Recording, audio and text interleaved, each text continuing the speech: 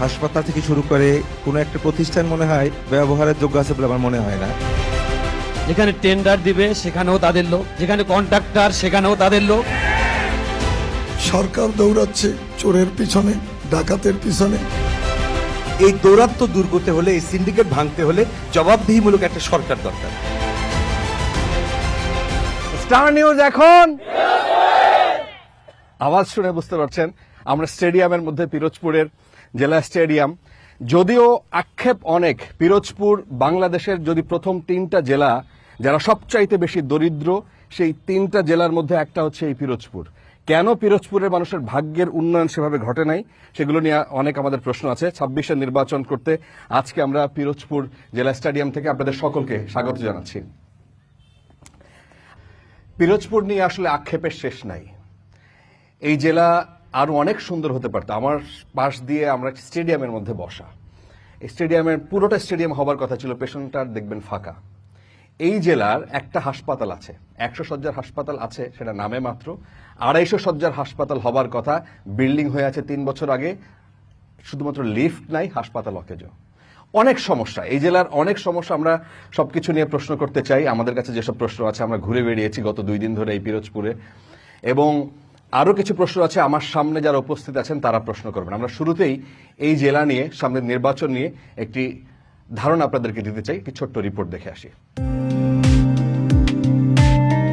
কালীগঙ্গা বলেশ্বর বিধৌত সবুজের লীলাভূমি পিরোজপুর।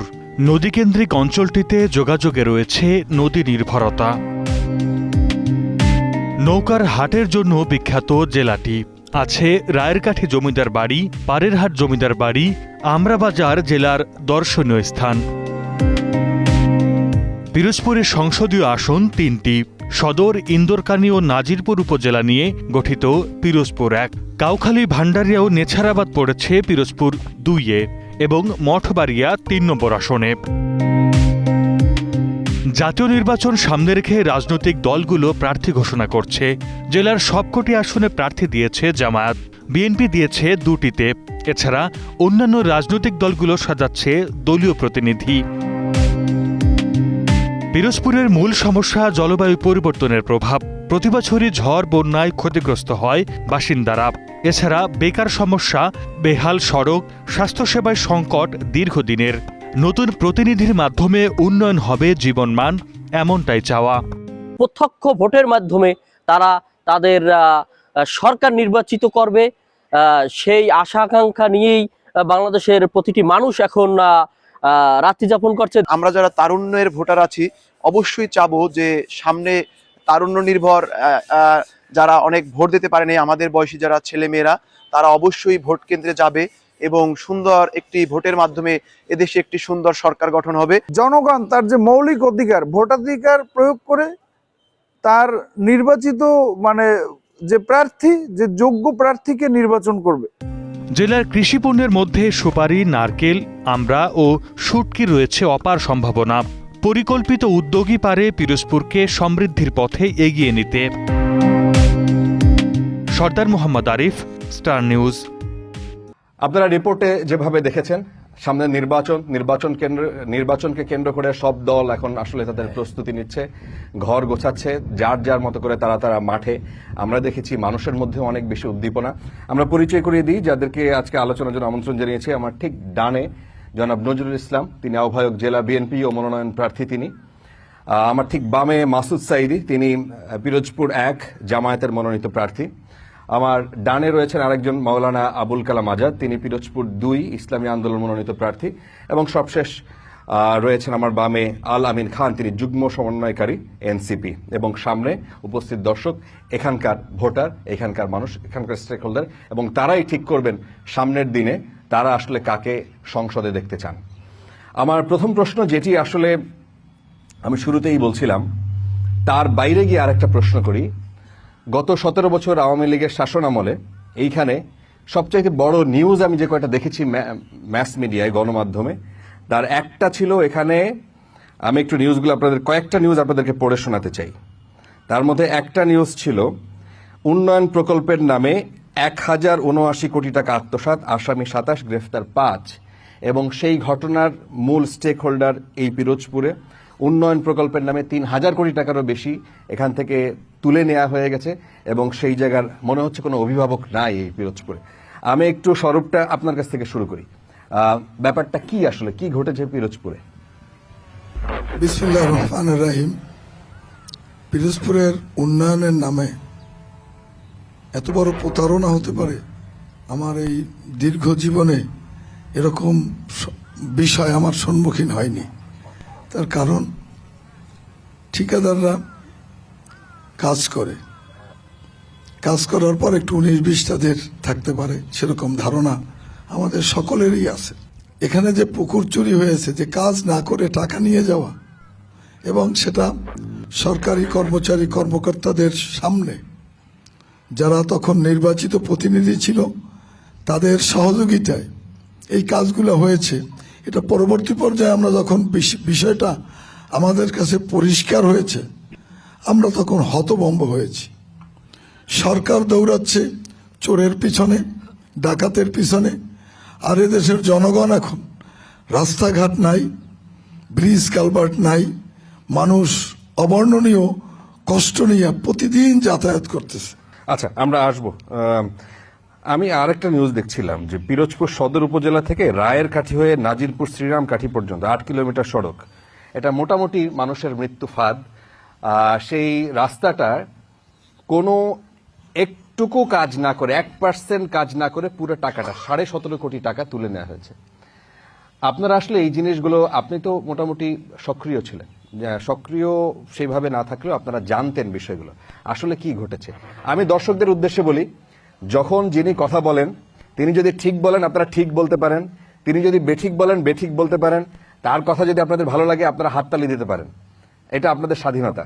জি, বিসমিল্লাহির রহমানির রহিম। ধন্যবাদ জানাচ্ছি শুরুতে স্টার নিউজকে আজকে পিরোজপুরে আসার জন্য, এবং পিরোজপুরের গণমানুষের যে আশা আকাঙ্ক্ষার জায়গা, তারা যে উন্নয়ন বঞ্চিত, সেই কথাগুলি আজকে এখানে বলার সুযোগ করে দেওয়ার জন্য। আশা করছি এই কথাগুলি জাতির সামনে যাবে এবং জাতি বিবেচনা করবে যে গত 17 বছর আমরা পিরোজপুরের মানুষ কতটা উন্নয়ন বঞ্চিত ছিলাম, কতটা অত্যাচারিত ছিলাম। আপনি যে বিষয়টি বলছেন, রাস্তাটি হলো নাজিরপুর সদর থেকে বৈঠাঘাটা পর্যন্ত, এবং আপনি বলছেন 8 কিলোমিটার। এটা 8 কিলোমিটার না, 17 কিলোমিটার রাস্তা। এটা আর একটা রাস্তা। আচ্ছা, এই দুটি রাস্তারই একই বেহাল দশা। এটা হয়েছে কি, আপনি যেটা শুরুতে প্রশ্ন করেছেন যে এখান থেকে সাবেক সাংসদ যারা ছিলেন, আওয়ামী লীগের কর্তা ব্যক্তিরা যারা ছিলেন, নেতা নেত্রী ছিলেন, তারা কাজের নামে, উন্নয়নের নামে বরাদ্দ এনেছেন, কিন্তু বরাদ্দের কোনো কাজ তারা করেনি। এবং যেটা দেখেছি আমরা এই সরকারের পতনের পরে, যে প্রায় 1,700 কোটি টাকা শুধু পিরোজপুর থেকে দুর্নীতি করা হয়েছে। তো এটি হলো আওয়ামী লীগের ইতিহাস। আওয়ামী লীগের সৃষ্টির পর থেকে এই দুর্নীতি, হত্যা, খুন, গুম, এটাই আওয়ামী লীগের ইতিহাস। আমরা এখানে আসলে প্রতিবাদ করার চেষ্টা করেছি যতটুকু আমাদের নজরে এসেছে। কিন্তু আপনি নিশ্চয়ই স্মরণ আছে, আওয়ামী লীগের 15 বছরে মানুষের সামান্য মৌলিক অধিকারটুকু ছিল না। তারা মানুষের কথা বলার স্বাধীনতাও রাখেনি। তারপরেও আমরা এটাকে প্রতিবাদ করেছি, মানববন্ধন করেছি। এমনকি যখন আমরা জানতে পেরেছি, আমরা এলজিডি অফিসে ঘেরাও করেছি, মানববন্ধন করেছি। কিন্তু যেটা হয়েছে, টাকাটা তারা লুটপাট করে নিয়ে চলে গেছে। আমি একটু কথা এই প্রসঙ্গে বলতে চাই যে এই রাস্তাগুলির জন্য 5ই আগস্টের পরে আমি ব্যক্তিগতভাবে মন্ত্রণালয় বেশ কয়েকবার দৌড়িয়েছি, যাতে এলাকার মানুষের কষ্ট লাঘবে কিছু কাজ করা যায়। কিন্তু যেটা হয়েছে যে দুদক মামলা করার পরে আমি যখন স্থানীয় সরকার মন্ত্রণালয়ে গিয়েছি, তারা বারবার বলছেন মামলা চলমান, মামলা নিষ্পত্তি না হওয়া পর্যন্ত এই জায়গাতে কোনো কাজ করা যাচ্ছে না। আমি তাদেরকে বললাম যে মামলা করেছে কিছু দুর্নীতিবাজ, তাদেরকে শাস্তি দেন, তাদের যে ডিপোজিটের সিকিউরিটি মানি আছে সেখান থেকে টাকা তারা আপনারা কেটে রাখেন, অথবা তাদের যে সম্পত্তি আছে সম্পত্তি ক্রোক করেন। কিন্তু সাধারণ জনগণ কেন কষ্ট ভোগ করতে হবে? বিশেষ করে এই রাস্তাগুলিতে আমাদের গর্ভবতী মায়েরা যারা যাতায়াত করেন, আমাদের ছোট ছোট বাচ্চারা যারা স্কুলে কলেজে যাতায়াত করেন, তাদের অবর্ণনীয় কষ্ট হচ্ছে।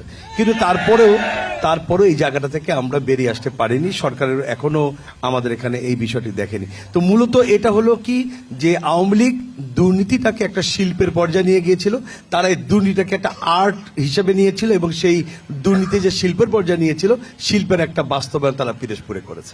এখানে যেটা ঘটেছে, অন্য জায়গায় তো পুকুর চুরির কথা বলে, পিরোজপুরে আসলে মনে হচ্ছে সাগর চুরি।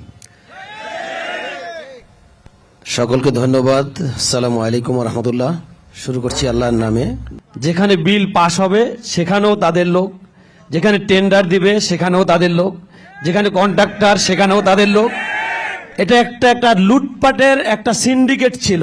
আওয়ামী লীগকে কোনো রাজনৈতিক সংগঠন আমরা মনে করি না। এটা একটা দেশের মধ্যে লুটপাট করার একটা সিন্ডিকেট ছিল মাত্র। যারা সব সময় এই দুর্নীতির বিরুদ্ধে কথা না বলেছেন তারাও কিন্তু এর দায় একেবারে এড়াতে পারেন না। এজন্যই ইসলামী আন্দোলন বাংলাদেশের পক্ষ থেকে দাবি জানানো হয়েছে যে বাংলাদেশের সকল অতীতের বর্তমানের দুর্নীতিবাজদেরকে নির্বাচনে অযোগ্য ঘোষণা করতে হবে। কারণ দুর্নীতিবাজরা যদি নির্বাচনে আবার আসে, আবার তাদের কাছে যেই ফল আছে সেটারই ফল ফলাবে, যেই বিসি আছে তাদের পকেটে সেটারই চাষাবাদ করবে। এই জন্য পরীক্ষিত দুর্নীতিবাজদের আমরা আর নির্বাচনে দেখতে চাই না। আমরা চাই সবাই মিলে সুন্দরভাবে ভালো মানুষরা এসে সমাজ গড়ুক, সহমর্মিতা আমাদের মধ্যে থাকুক, সৌহার্দ্যবোধ থাকুক, এবং আমরা পরস্পরে মিলেমিশে সোনার বাংলাদেশকে সত্যিকারের সোনার বাংলাদেশ হিসেবে গড়ে তুলি। ধন্যবাদ সবাইকে। এনসিপির প্রতিনিধি, আপনাকেও ঠিক একই প্রশ্ন, ছোট করে যদি বলেন এই বিষয়ে। আসসালামু আলাইকুম। ধন্যবাদ স্টার নিউজকে। দেশ বদলাবে নতুন নেতৃত্বে। ভাই যে কথাটা বলছিল, আসলে মানে সব জায়গায় যে নদী বা পুকুর চুরি হয়, এখানে সাগর চুরি হয়েছে। সাগর নাই বলবো, মহাসাগর চুরি হয়েছে। সত্যি কথা বলতে বিগত 17 বছরে শুধু চুরি, বাটপাড়ি, ছিনতাই, রাহাজানি এবং এই চুরিকে নতুন নতুন ভাবে সংস্কার করা যায়, সেই সংস্কারের চিন্তা চেতনা। আমাদের পিরোজপুর এলজিডির সাথে যারা সম্পৃক্ত ছিল, এই এলজিডির ছিল চুরির মহা একটা আঁকড়াখানা। আপনি পিরোজপুরের শুধু সদর না, পিরোজপুর যে 6টি উপজেলা আছে এবং এই উপজেলার মধ্যে যে সকল রাস্তাঘাট আছে, আমার মনে হয় না কোনো রাস্তাঘাটে কোনো সুস্থ মানুষ স্বাভাবিকভাবে চলতে পারে। তো আমরা 2026-এ যে নতুন নির্বাচন আসবে, সেই নির্বাচনে অবশ্যই প্রত্যাশা করতেছি নতুন প্রজন্মের মাধ্যমে নতুন নেতৃত্ব দিয়ে ইনশাআল্লাহ নতুন বাংলাদেশ গড়ার। আচ্ছা, আমার সেকেন্ড টপিক হচ্ছে এখানকার হসপিটাল। এখানকার ঢাক ঢোল পিটিয়ে আমার নিজের মনে আছে, সেটা বোধহয় আরো 4-5 বছর আগে ঘোষণা দেওয়া হয় হসপিটাল হবে, এবং হসপিটাল হলো 250 শয্যার হসপিটাল। আমি নিজে কালকে সরেজমিনে গিয়ে দেখলাম যে বিল্ডিং আছে, চকচকে বিল্ডিং, ভেতরে যায় দেখলাম যে পরিত্যক্ত একটা জায়গা তৈরি হয়েছে। মানে এখানে এত টাকা বিল্ডিং করে পরবর্তীতে আমি খোঁজ নেওয়ার চেষ্টা করলাম ঘটনা কি, আমরা জানলাম যে 1টা বা 2টা লিফট নাই, সেই কারণে বিল্ডিংটা আজকে পরিত্যক্ত। এরকমও কি হইতে পারে? জি, এটা খুবই দুঃখজনক। আসলে আপনি বলছেন তো লিফটের জন্য, আমরা লিফটের ঘটনার পরপরই জানতে পেরেছি যে ওষুধ কেনা বেচাতেও তারা দুর্নীতি করেছে। জি, এখানে আসলে হয়েছে কি, হাসপাতাল মানুষের স্বাস্থ্য সেবার জন্য আওয়ামী লীগ তৈরি করেনি, হাসপাতাল তৈরি করেছিল দুর্নীতি করার জন্য। কারণ একটা 8তলা ভবন যখন হবে, 50 কোটি 70 কোটি বরাদ্দ হবে, সেখান থেকে 20 কোটি টাকা লুটপাট করবে, এটাই ছিল মূল উদ্দেশ্য। যে কারণে তারা হাসপাতালের উন্নয়ন কাজটা করেনি। এরকম বাংলাদেশে এত সুন্দর একটি হসপিটাল হয়েছে, অথচ আমরা আমাদের পিরোজপুরবাসী এটা সুবিধা ভোগ করতে পারছে না। মূলত দুর্নীতি, সুশাসনের অভাব, জবাবদিহিতার অভাবের কারণেই এই কাণ্ডগুলি ঘটেছে। তবে বর্তমান অন্তর্বর্তী সরকারের কাছেও আমাদের কিছু প্রশ্ন আছে। ওই সরকার দুর্নীতি করে চলে গেছে, বর্তমান অন্তর্বর্তী সরকার আজকে 1 বছরের বেশি সময় পার করেছে। 1টি বা 2টি লিফট এখানে বরাদ্দ দেওয়ার জন্য অন্তর্বর্তী সরকারে কত টাকা লাগতো, তারা তো চাইলে দিতে পারতো, পিরোজপুরের মানুষের স্বাস্থ্য সেবার উন্নতি হতো, কিন্তু সেটাও তারা করেনি। তো এখানে আপনার প্রশ্ন হচ্ছে, আপনি আফসোস করছেন, কিন্তু আপনারা জানেন যে জামাতের একটা ভালো প্রভাব আছে এই সরকারে, এবং আপনারও বেশ ভালো কেন্দ্রের সাথে যোগাযোগ এবং আপনার নেটওয়ার্কিংও ভালো বলে সবাই বিশ্বাস করে এবং মনে করে। সেই জায়গায় এটা আপনি পারতেন বলে অনেকেই মনে করে, সেই জায়গায় কোথাও কোনো ঘাটতি ছিল কিনা? আমার ব্যাপারে এরকম ধারণা থাকলে আমি ধন্যবাদ জানাচ্ছি সবাইকে যারা আমার ব্যাপারে এরকম সুধারণা রাখেন। তবে আমি এটা বলবো, নিশ্চয়ই আমি চেষ্টা করেছি। আমি গিয়েছি মন্ত্রণালয়, স্বাস্থ্য মন্ত্রণালয় বহুবার গিয়েছি। এই প্রসঙ্গক্রমে বলি যে এই হাসপাতালটির পাশাপাশি আমাদের পার্শ্ববর্তী উপজেলা জিয়ানগর হাসপাতাল, যেটা কি তারা রাজনৈতিক প্রতিহিংসা আওয়ামী লীগের কতটা ছিল, আমাদের উপজেলার নাম ছিল জিয়ানগর। এই জিয়ানগর নামটা তারা সহ্য করতে পারেনি, নামটা পরিবর্তন করে তারা ইন্দুরকানি রেখেছে। তো সেই জিয়ানগর হাসপাতালের আমাদের 31 শয্যা বিশিষ্ট হাসপাতাল ছিল, সেই হাসপাতালটিকে আলহামদুলিল্লাহ আমি দৌড়ে এটাকে 31 থেকে 50 শয্যা বিশিষ্ট করেছি আলহামদুলিল্লাহ, এবং এটার সরকারি অনুমোদন এসেছে আলহামদুলিল্লাহ, কার্যক্রম শুরু হয়ে গেছে। এটার জন্য দৌড়িয়েছি, কিন্তু আশ্চর্যজনক বিষয় হলো যে তাদের প্রত্যেকের একটি জবাব, দুর্নীতির মামলা চলছে, মামলা নিষ্পত্তি না হওয়া পর্যন্ত কিছু করা যাচ্ছে না। এখানে হাসপাতাল কর্তৃপক্ষের ব্যাপারে মামলা চলছে, ফার্মেসিতে যারা ছিল তাদের ব্যাপারে মামলা চলছে, আগের যিনি উপজেলা স্বাস্থ্য কর্মকর্তা ছিল তার ব্যাপারে মামলা চলছে, এমনকি সমর রেজল করিম সাহেব যিনি সাবেক এমপি মন্ত্রী ছিলেন তাদের ব্যাপারেও মামলা চলছে। এই সমস্ত মামলা নিষ্পত্তি না হওয়ার কারণে গভর্নমেন্ট এই ব্যাপারে নজর দিচ্ছে না। আচ্ছা, আপনারা এই সরকারের, যদিও আপনারা ডিরেক্ট কোনো প্রতিনিধি নাই, কিন্তু বলা হয় যে বিএনপির মানে অবস্থান অনেক শক্তিশালী। 5 আগস্টের আগ পর্যন্ত আপনারা তাদেরকে দায় দিয়ে দিতে পারেন, কিন্তু একটা বছর কিন্তু পার হয়ে গেছে। আপনারা কি আসলে কোনো ধরনের কোনো উদ্যোগ এই হাসপাতাল কেন্দ্রিক নিয়েছেন? আমরা উদ্যোগ ঠিক নেইনি, কিন্তু আমরা একটি কথা বারে বারে বলছে বিএনপি, যে আমরা দ্রুত নির্বাচন চাচ্ছি। এই জাতীয় সংসদ নির্বাচন আমরা কেন চাচ্ছি, তার কারণ কিন্তু এই সমস্ত বিষয় জায়গায় এই সরকার তার সামান্যতম দায়বদ্ধতা সে নেয়নি। আমরা বিএনপি যেটা চাচ্ছে যে দ্রুত নির্বাচন যদি হয়, গণপ্রতিনিধিদের এগুলার দায়বদ্ধতা থাকে এবং তারা সেখানে দ্রুত এই কাজ করতে পারে।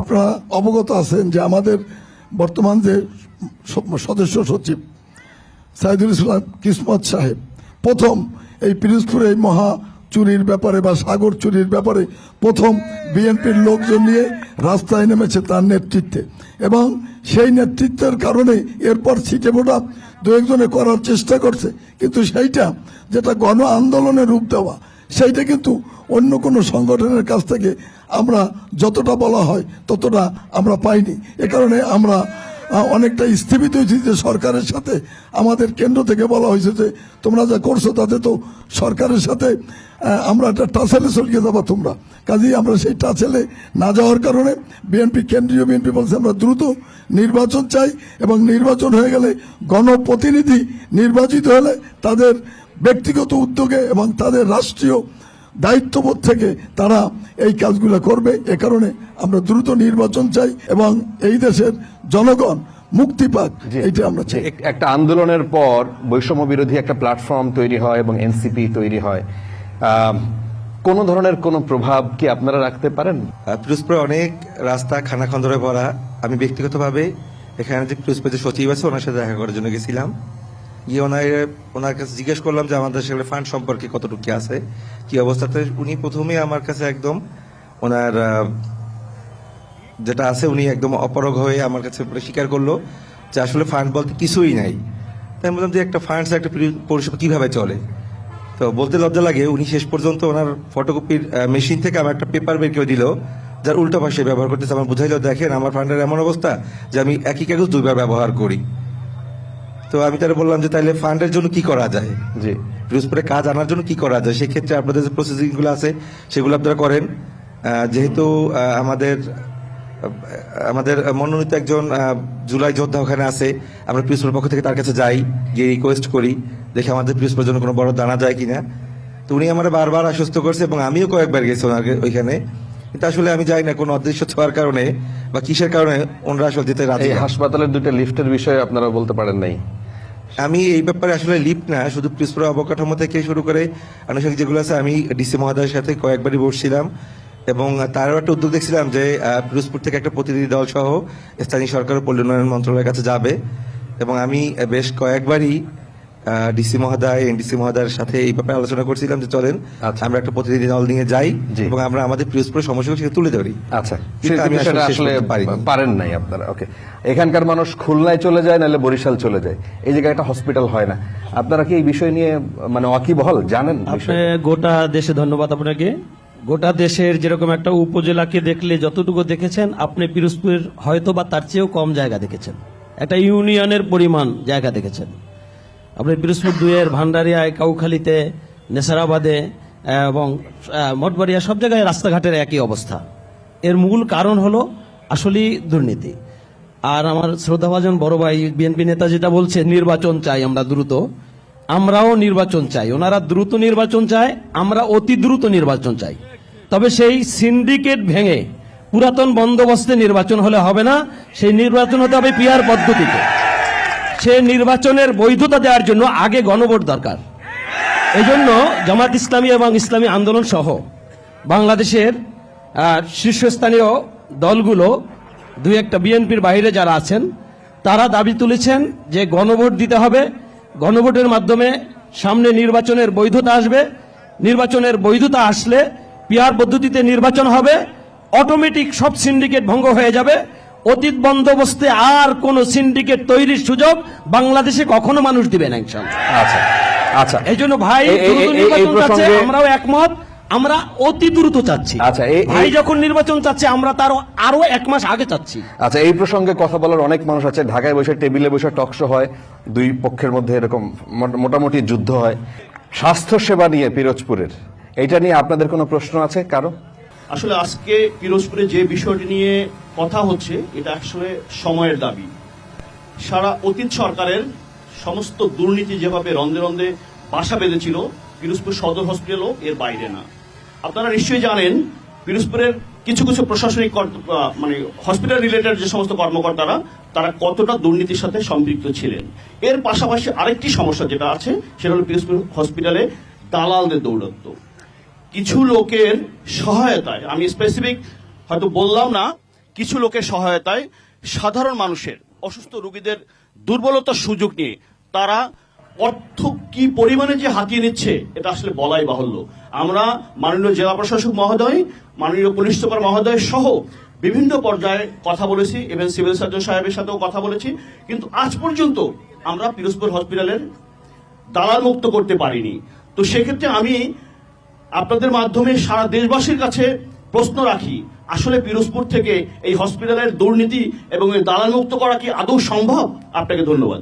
আচ্ছা, এই ছোট করে যদি এই বিষয়টা নিয়ে একটু বলেন যে এই দালাল, অ্যাম্বুলেন্স নিয়ে বাণিজ্য এবং ডায়াগনস্টিক সেন্টার নিয়ে আসার পরেই, কালকে কিন্তু গরিব মানুষ উনি আমাকে বলছিলেন যে ভাই গেলেই একটা জ্বর নিয়ে গেলেও 5টা টেস্ট।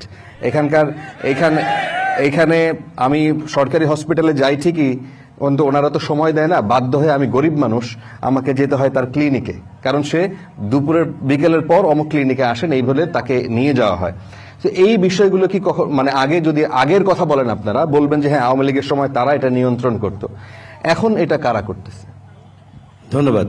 এখন আগে যারা করতো তারাই করছে। সমস্যা হলো এটা একটা সিন্ডিকেটের সামনের মাথাটা এখন দৃশ্যমান নেই, পেছনের সবাই রয়ে গেছে।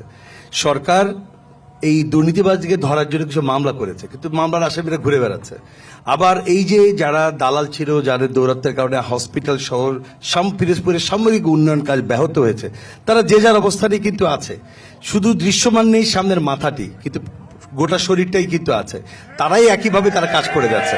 সরকার এখানে সুদৃষ্টি দরকার। দ্বিতীয় কথা হলো, আমরা যারা সাধারণ জনগণ, আমাদের দ্বারা তো এটা সম্ভব নয় যে আমরা সেখানে গিয়ে মারপিট করবো বা এটাকে বন্ধ করবো। এটার জন্য সরকারের সদিচ্ছা প্রয়োজন।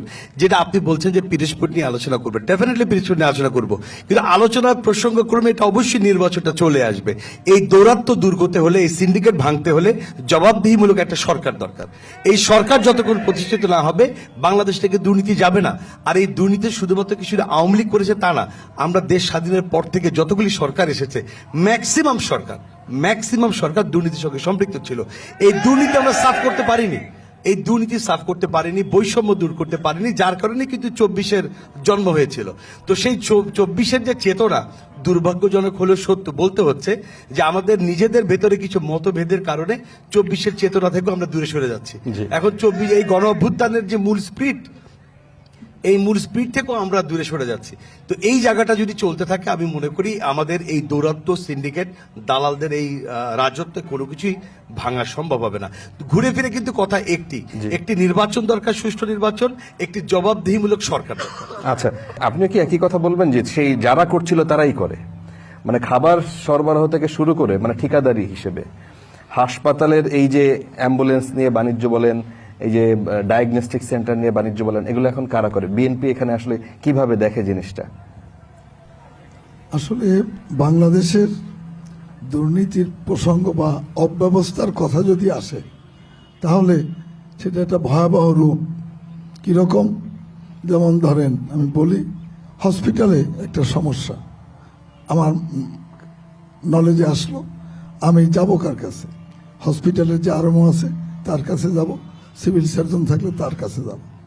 সিভিল সার্জন এবং আরএমের কাছে যদি বলা হয় এই অব্যবস্থার কথা, তাহলে উনি আমাকে এমন কতগুলা কথা বলবে যে আমার ডাক্তার নাই, আমার নার্স নাই, আমার যন্ত্রপাতি নাই, আমার এই নাই সেই নাই, এই সব নানান নাই এমনভাবে বলে যে শেষে ওনার কাছে ক্ষমা চেয়ে ছাড়া আশা ছাড়া আর কিছু বাকি থাকে না। আগের একজন এসিল্যান্ডের পদায়ন, একজন ইউএনওর পদায়ন, একজন ডিসির পদায়ন কিংবা সিভিল সার্জনের পদায়ন, এখানে রাজনীতিবিদদের হাত থাকে। ভালো ছেলে সবসময় তারা প্রশাসনে গিয়ে বলে, জনপ্রশাসনে গিয়ে বলে আমার একটা ভালো ছেলে দিন অমুক উপজেলায়, অমুক জেলায়, অমুক হাসপাতালের জন্য। তো সেই জায়গায় তো বিএনপির প্রভাব থাকার কথা, আপনাদেরকে সেখানে পাত্তাই দেয় না। ব্যাপারটা এরকম। আমাকে না, শুধু এই যত লোক আছে, আমাদের স্নেহের মাসুদ সাহেব উনিও দুই একটা কথা বলছে। ওই যে এক ভাই দাঁড়িয়ে বলল যে ওনাদের গেছিল নাকি ওই স্বাস্থ্য সচিবের কাছে, এই যারা গেছে তারা বাস্তব অভিজ্ঞতা, এবং আমরা যারা গেছি বাস্তব অভিজ্ঞতা যে আমরা এই যে আপনারা বলেন যে বাংলাদেশের প্রশাসন বাংলাদেশের মানুষের কাছে এখন একটা বোঝা।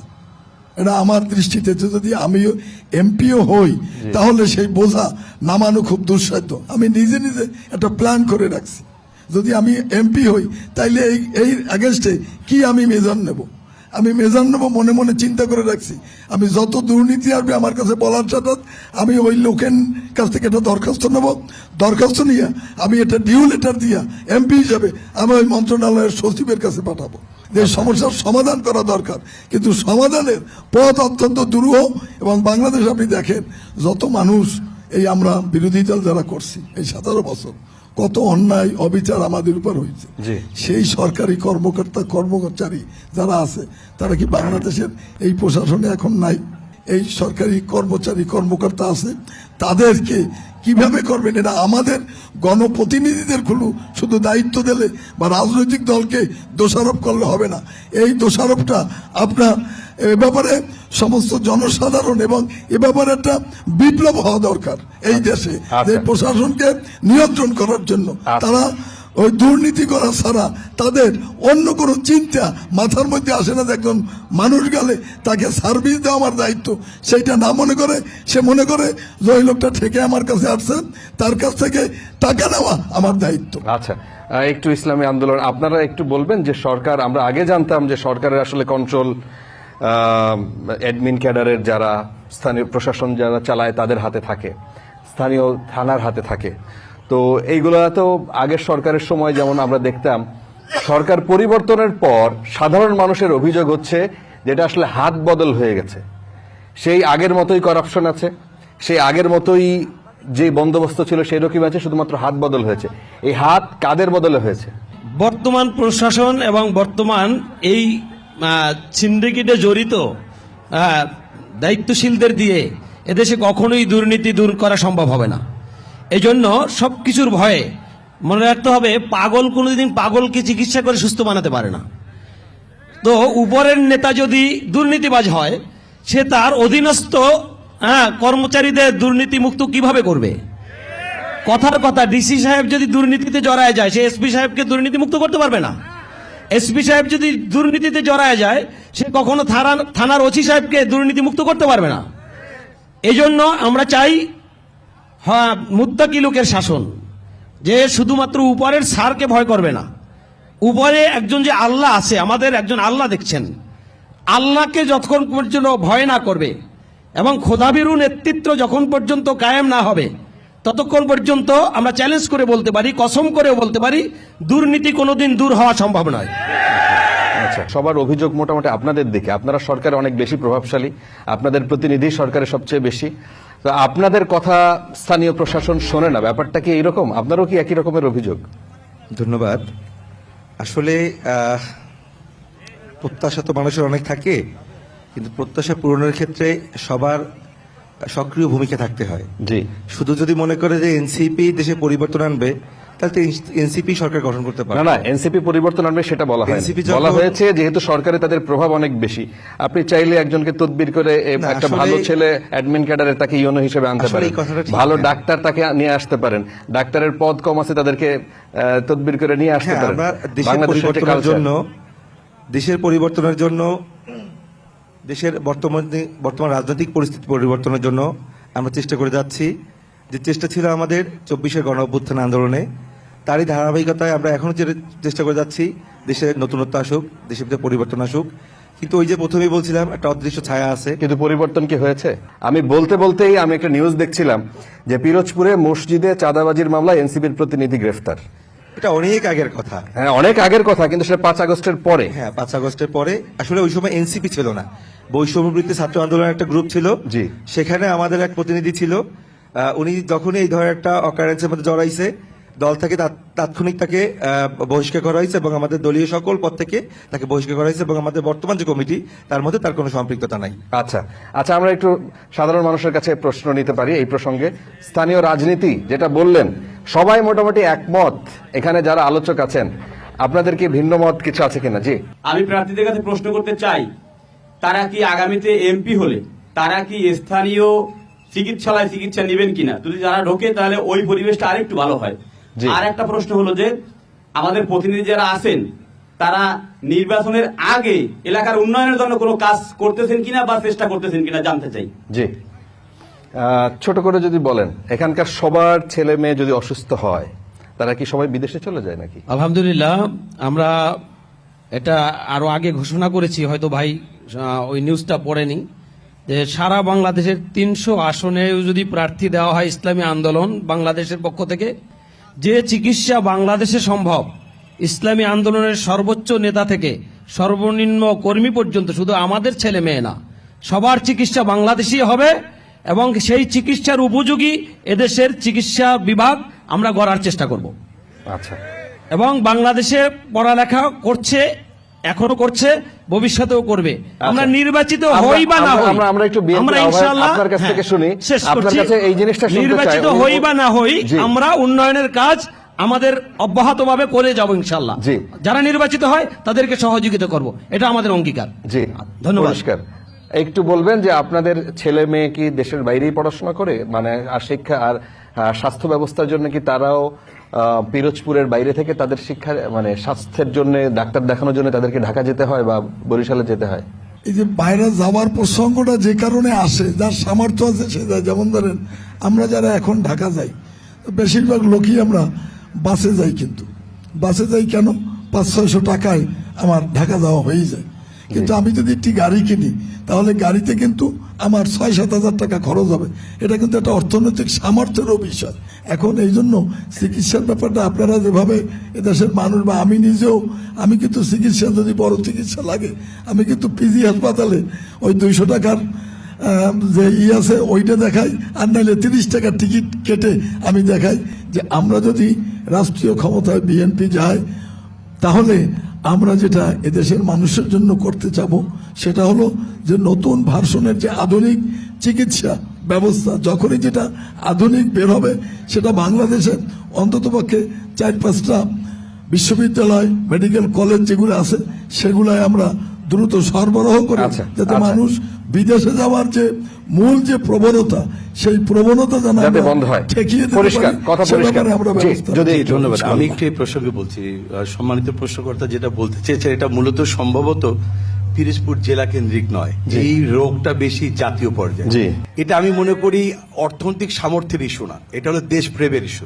আমাদের চিকিৎসা ব্যবস্থার প্রতি আমাদেরই যদি আস্থা না থাকে, আমরাই যদি তাদের সেই ট্রাস্টটা না করতে পারি, তাহলে তো দেশের বাইরে যেতেই হবে। এই জন্য বলছি আমাদের নিজস্ব চিকিৎসা ব্যবস্থার প্রতি আস্থা রাখতে হবে, দেশপ্রেম তৈরি করতে হবে, তবেই যে ব্যবস্থা আমাদের আছে এই ব্যবস্থা যথেষ্ট আমাদের জন্য, যথেষ্ট। এই দিয়ে আমাদের সব ধরনের চিকিৎসা হচ্ছে। একটা সময় হার্টের অসুখের জন্য আমাদের বিভিন্ন দেশের ডাক্তারের পরামর্শ নিতে হতো, এখন বাংলাদেশে হাজার হাজার বাইপাস সার্জারি হচ্ছে প্রতিনিয়ত।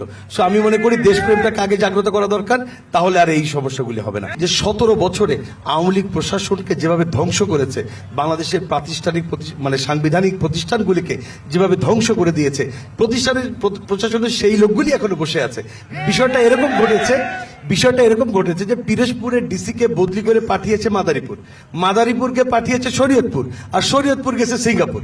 কিন্তু যে আওয়ামী লীগ, সে আওয়ামী লীগই তো আছে, সেই আওয়ামী লীগ আছে। তো প্রশাসন যতক্ষণ পর্যন্ত রিসাফল করা না যাবে, এই দুর্নীতিপরায়ণ এবং আওয়ামী ঘেঁষা এই লোকগুলিকে যতক্ষণ পর্যন্ত প্রশাসন থেকে সরানো না যাবে, একটি সৎ এবং ন্যায়পরায়ণ প্রশাসন প্রতিষ্ঠিত না হবে, এই দৌরাত্ম্য শেষ। আচ্ছা, একটা প্রশ্ন নিতে চাই। জি, এখানে যিনি ছিলেন পিরোজপুরের এনসিপির চাঁদাবাজির একজন গ্রেপ্তার হয়েছিলেন, তখন এনসিপি ছিলেন না, উনি ছিলেন জাতীয় নাগরিক পার্টি। সেই হিসেবে জাতীয় নাগরিক কমিটি ছিল। তো ওনাকে যখন ওই দল থেকে বা ওই কমিটি থেকে বহিষ্কার করা হয়, তাকে এখন দেখা যায় যে বাংলাদেশ জামাতে ইসলামী ছত্রছায়ায় দেখা যায়। জনাব মাসুদ সাঈদী ভাইয়ের কাছে আমার প্রশ্ন, আপনার সাথেই দেখা যায় যে নির্বাচনী প্রচারণায় দেখা যায়। তো এক্ষেত্রে আপনার মতামতটা কি? সে তো এক দলে ছিল, যে কুলুষিত সে তো সব জায়গায় করেছিল এবং সকল রাজনৈতিক দলে। প্রশ্ন পরিষ্কার। জি, যদি উত্তর দেন। ধন্যবাদ আপনাকে। আপনি আমার সঙ্গে হয়তো ছবিতে দেখেছেন, আমার কোন স্টেজে তাকে দেখেননি। আমি কোথাও থেকে হেঁটে যাচ্ছি, আমার পেছনে ছিল, ছবি উঠেছে, এটা দেখেছেন। আমার কোন স্টেজে সে বক্তব্য রাখেনি, আমার সঙ্গে হাত ধরাধরি করে কোনো ছবি দেখাতে পারবেন না, আমার সঙ্গে সখ্যতা আপনারা প্রমাণও করতে পারবেন না, কোনো রেস্টুরেন্টে বসে খেয়েছে এটাও দেখাতে পারবেন না। একটি মাত্র অনুষ্ঠানে সে গিয়েছিল, তা আমার পেছনে ছিল। এক ভদ্রলোক আমার সামনে থেকে ছবি তুলেছে, সে আমার পিছনে ছিল। আমার তো পিছনে ফিরে দেখার সুযোগও ছিল না যে আমার পেছনে কে কে আছে। তবে আমরা এতটুকু নিশ্চিত আপনাকে আশ্বস্ত করছি, কোনো চাঁদাবাজ, কোনো দুর্নীতিবাজ, কোনো টেন্ডারবাজ আমাদের দলে আশ্রয় পাবে না, আমরাও প্রশ্রয় দেব। আচ্ছা, এ প্রসঙ্গে ওই বোনের সাথে আমি আরেকটি প্রশ্ন করতে চাই মাসুদ সাহেবকে। উনি বলছেন যে কাউকে পাওয়া যাবে না। নাজিরপুরে আমরা ইসরাফিল নামে আমাদের স্বেচ্ছাসেবক দলের এক লোক, তাকে দল থেকে বহিষ্কার করা হয়েছে যে একজনের ঘর দখল করে উনি অফিস করতে গেছিলেন। সেই অফিস করার কারণে আরেকজনের ঘরে আমরা তাকে দল থেকে বহিষ্কার করেছি। সেই লোককে সেই ইসরাফিলকে উনি ফুলের তোলা দিয়ে নাজিরপুরের মাটিতেই উনি গ্রহণ করছে জামাতকে। এটাও আমার একটা প্রশ্ন, যে এটার ব্যাখ্যাটা আপনি একটু দিলে। আমি উত্তরটা দেব, একটু প্লিজ আমি দিচ্ছি। সেটা হলো যে নাজিরপুরে যে ইসরাফিলের কথা বলছেন, তিনি, আমি যতটুকু আমার স্মরণে আছে, তিনি স্বেচ্ছাসেবক দলের সম্ভবত উপজেলা আহ্বায়ক ছিলেন সম্ভবত। তিনি যেটা বলছে এটা তার বক্তব্য, তিনি পত্রিকায় স্টেটমেন্ট দিয়েছেন, লোকাল পত্রিকায় ছাপা হয়েছে, সেগুলো আমার কাছেও আছে। যেহেতু এটা নিয়ে সোশ্যাল মিডিয়া আমাকে একটু কালার করার অনেক চেষ্টা করা হয়েছে, যে কারণে আমি বাধ্য হয়ে কালেক্ট করেছি। তার বক্তব্য পত্রিকায় স্টেটমেন্ট দিয়ে যেটা তিনি বলেছেন, সেটা হলো এই যে নাজিরপুর স্টেডিয়ামে একটি মেলার আয়োজন করা হয়েছিল, সেই মেলায় একটা জুয়া খেলার জন্য স্থানীয় বিএনপির কিছু নেতৃবৃন্দ চেষ্টা করেছিল। এইটা তিনি প্রতিবাদ করেছেন। প্রতিবাদ করার কারণে তাকে দল থেকে বহিষ্কার করা হয়েছে। এরপরে তিনি জামাতে আকৃষ্ট হয়ে জামাতে আকৃষ্ট তিনি জামাতে এসেছেন। এটা তাকে কেউ জোর করে নিয়ে আসেনি। আর আমি যে বক্তব্য দিচ্ছি এটি এখানকার লোকাল পত্রিকায় ছাপা হয়েছে। আমি বড় ভাইয়ের প্রতি শ্রদ্ধা রেখে বলছি যে আমাদের দলে অন্য দলের লোক খুব কম আসে, বরং আমরা প্রতিদিন দেখতে পাই ঢাকা সহ সারা বাংলাদেশের বিভিন্ন জায়গায় বিএনপির যে সমাবেশ হয়, সমাবেশ শেষে বিএনপি স্লোগান দিতে দিতে হঠাৎ করে তার মুখ থেকে জয় বাংলা স্লোগান বেরিয়ে যায়। তো এটা থেকে বোঝা যায় যে আমরা আসলে কাউকে আশ্রয় প্রশ্রয় দিচ্ছি না, মূলত তারা আশ্রয় প্রশ্রয় বিএনপির কাছেই পাচ্ছে। ইসলামী আন্দোলন একটা জায়গায় দেখলাম যে তাদের কোনো পায় নাই, কোনো নমিনেশন দেওয়ার মতো। একজনকে নমিনেশন দেওয়া হয়েছে, তার নাম হচ্ছে রুস্তম আলী ফরাজি, যিনি অন্য রাজনৈতিক দল যারা অলরেডি সবার কাছে নেগেটিভ, তাকেই আপনারা মনোনীত করেছেন। আপনাদের এই অবস্থা হলো কি? বরিশাল তো আপনাদের প্রভাব অনেক বেশি থাকার কথা। সুন্দর প্রশ্ন। আসলে এখানে যারা আছেন তারা জেনে রাখেন, রুস্তম আলী ফরাজি মূলত ইসলামী আন্দোলন থেকেই তার রাজনৈতিক জীবন শুরু করেছে। তখন ইসলামী শাসনতন্ত্র আন্দোলন ছিল। যখন রুস্তম আলী ফরাজি ব্যক্তি বাংলাদেশের, আমি বলবো যে ইসলামী আন্দোলন এমন একটা দল কখনো নীতির সাথে আপোষ করেনি। আপনাদের কি অবস্থা? এখানকার তিনটা আসনের মধ্যে কোন জায়গায় এখন পর্যন্ত একটা আসন যেই জায়গাটায় মনোনয়ন দেওয়া হয়েছে, তার সম্পর্কে আমরা জানলাম যে তিনি বহিষ্কৃত একজন নেতা ছিলেন। কিছুদিন আগে তাকে আবার পুনর্বহাল করে কোনো মতে তাকে মনোনয়ন দিয়ে দেওয়া হয়েছে। তা আপনাদের কি আসলে এরকম দুরবস্থা? এই যে কথাটা আপনি বলছেন যে বহিষ্কার করা হয়েছে তাদের, রুহুল আমিন দুলাল সাহেবের প্রসঙ্গটা মনে হয় উনি তুলেছেন। জি, রুহুল আমিন দুলাল দীর্ঘদিন এই বিএনপির ছাত্রদল থেকে উঠে আসা একজন নেতা। এই 5 তারিখের পরে পট পরিবর্তনের পরে ওনার নামে কয়েকটা পত্রিকা তার নামে স্ক্যান্ডাল ছড়াইতেছিল, এটা তার ধারণা, এবং সে এইটা নিজের নানানভাবে এইটা প্রতিবাদ করার উনি চেষ্টা করেছেন। এই ঘটনাটা যখন উনি একটি পত্রিকা অফিসে গিয়ে যে রিপোর্ট করেছে তার সাথে যখন বলছে যে আপনি এই রিপোর্টটা কালকে বললেন যে প্রতিবাদ দিবেন, আপনি প্রতিবাদ দিলেন না কেন, এই চার্জ করার কারণে ওনরা সেইটা মানে ভারপ্রাপ্ত চেয়ারম্যান মহোদয়ের কাছে উনি পাঠাইছে। পাঠানোর পরে সাথে সাথে উনি তাকে দল থেকে বহিষ্কার করছে যে আপনার এই আচরণ আমরা সহ্য করব না, কারণ 5 তারিখের পরে দেশে যে ললেস সিচুয়েশন ছিল এটা আপনারা এখানে যারা উপস্থিত সবাই জানেন।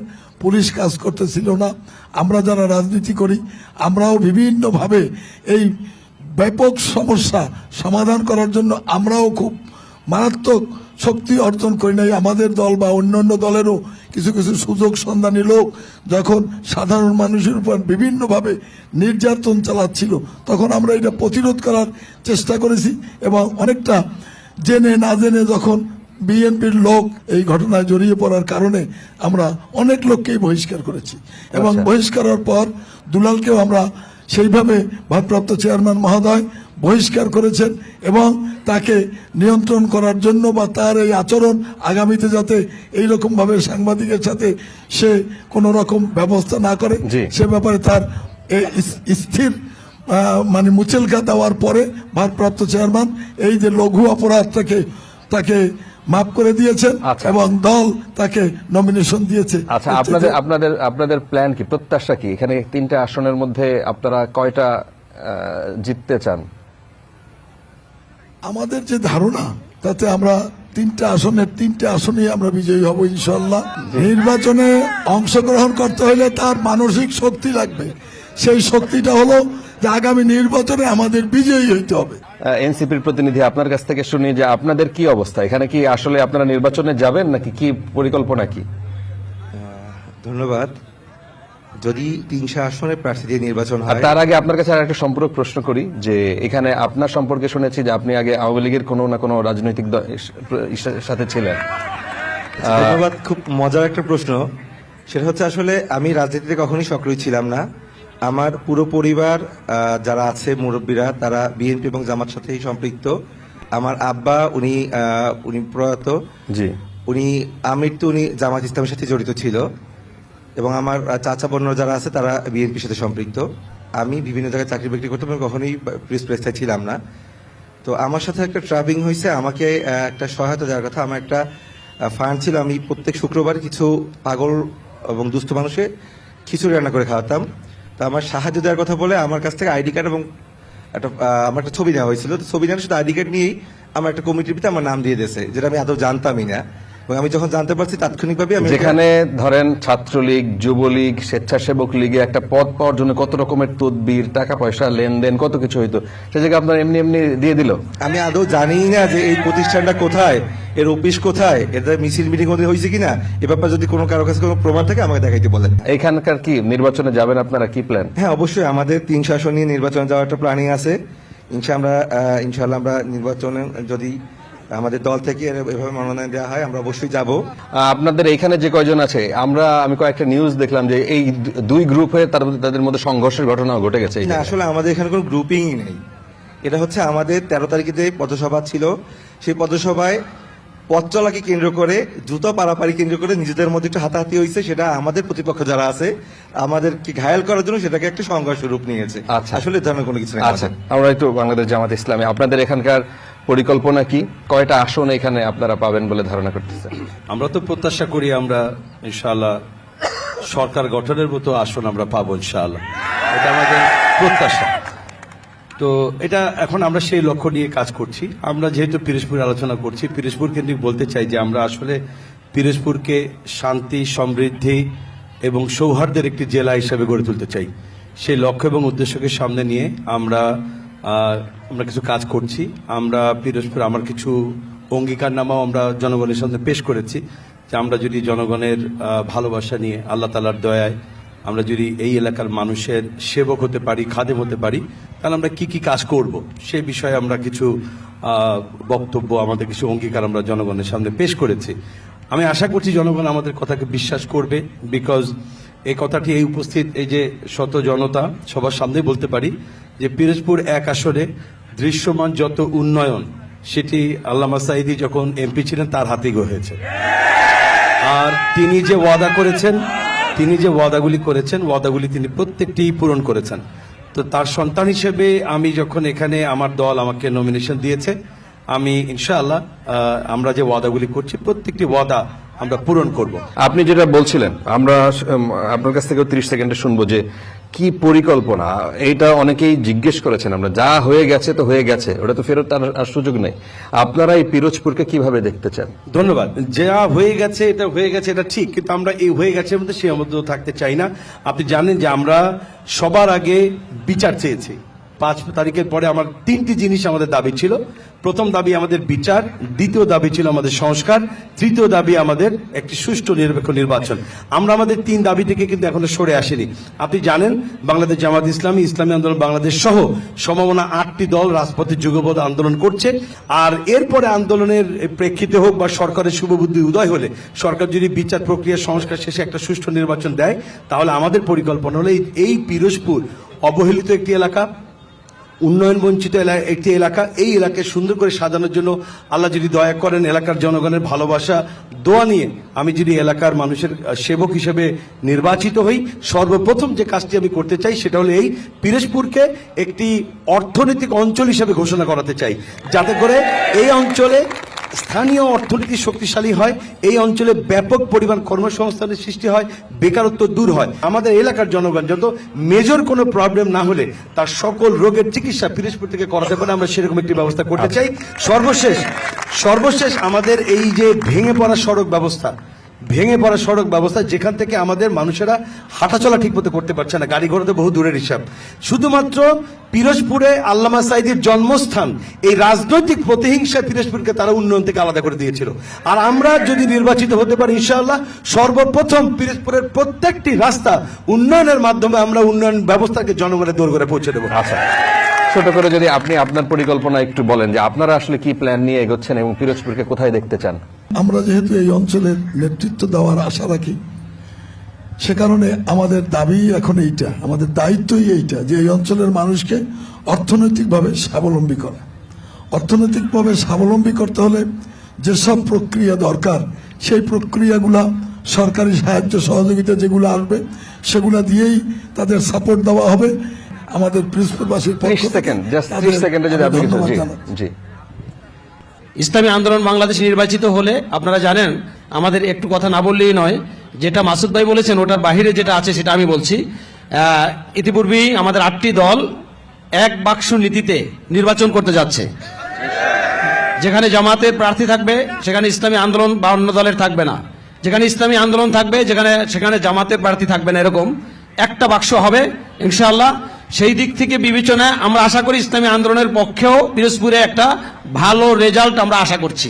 আচ্ছা, দ্বিতীয় হলো, সর্বশেষ যে কথাটা বলবো সেটা হলো, মাদকের ব্যাপারে কেউ বলার হয়তো সময় পাননি, অন্তত ইসলামী আন্দোলনের এই এলাকায় প্রতিনিধি নির্বাচিত হলে এলাকাকে সম্পূর্ণ মাদক মুক্ত করা হবে, যুব সমাজের চরিত্র আর নষ্ট করতে দেওয়া যাবে না। আচ্ছা, স্টার নিউজকে ধন্যবাদ। জি, পীর সাহেব চরমনাইয়ের পক্ষ থেকে সবাইকে সালাম, আল্লাহ হাফেজ। জি, আপনার যদি কিছু থাকে তাহলে 10 সেকেন্ড, আমাদের সময় শেষ। আমিও স্টার নিউজকে ধন্যবাদ জানাচ্ছি এত সুন্দর একটা প্ল্যাটফর্ম পিরোজপুরে করে দেওয়ার জন্য। তবে কথা হচ্ছে আসলে আমরা সব দেশপ্রেমিক এবং দক্ষ নাগরিকের হাতে আমাদের বাংলাদেশের নেতৃত্ব তুলে দিতে চাচ্ছি, সেই লক্ষ্যে আমরা মাঠ পর্যায়ে কাজও শুরু করছি। তো আপনাদের সকলকে অসংখ্য ধন্যবাদ। জি, এনসিপি কে অনেক অনেক অনেক অনেক ধন্যবাদ আপনাদের 4 জনকেই। এইটা অবহেলিত জেলা, এটা পরিষ্কার, এটা পিছিয়ে পড়া জেলা, এটা পরিষ্কার। এটা বাংলাদেশের শুরুতেই বলছিলাম যে 3টা যদি দরিদ্র জেলা বাংলাদেশে বলেন, পিরোজপুর তার একটা। এই পিরোজপুরের মানুষের এই আশা আকাঙ্ক্ষার পূরণ হোক এবং একটা পরিবর্তনের মধ্য দিয়ে এই পিরোজপুরের মানুষের জীবিকা সেটা পরিবর্তন হবে সামনের দিকে। অনেক ধন্যবাদ সবাইকে যারা আজকে আমাদের সাথে ছিলেন।